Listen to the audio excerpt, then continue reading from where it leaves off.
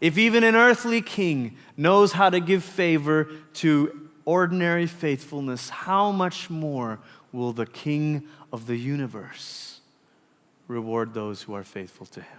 Do you know what God does for Nehemiah? This story is amazing. And as it goes on, you'll see that this habit of letting his burden lead to faithfulness, of letting a big burden be demonstrated in small faithfulness, this habit follows Nehemiah throughout the story. You'll see it as the chapters go on.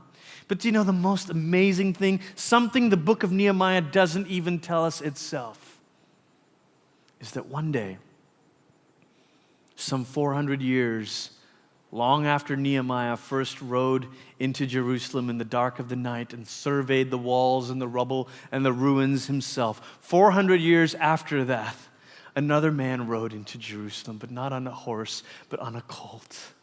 And he came not in the cover of night, but in the brightness of day. And this time the walls were no longer ruins. The walls were tall and strong and rebuilt.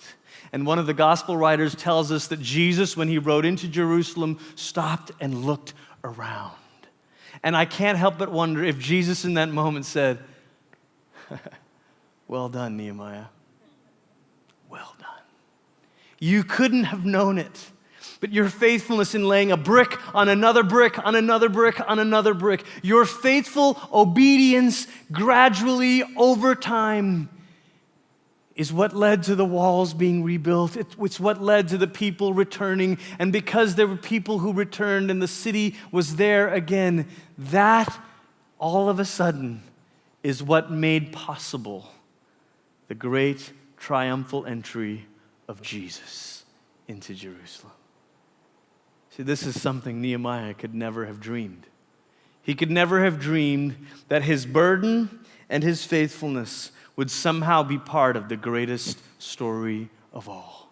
He could never have imagined that as big as his burden was and as small and ordinary as his faithfulness was, he could never have imagined that somehow God would take that and weave it into the greatest story of all, the story of the covenant God keeping his promise to save and rescue the world. He could never have imagined it. And yet, that's what the King of the universe does. That's what the King of the universe does. Throughout the book, you see Nehemiah praying over and over and over again. And one of his most frequent prayers is this phrase, "Remember me." I think this might just be a little glimpse into his heart. Because if you're honest, when you're pulling long hours to get ready for another special Sunday thing, and the hard drive crashes one more time,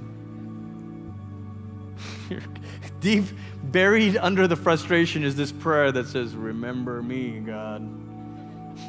Remember that I'm doing this. Remember that I'm up late again. Remember that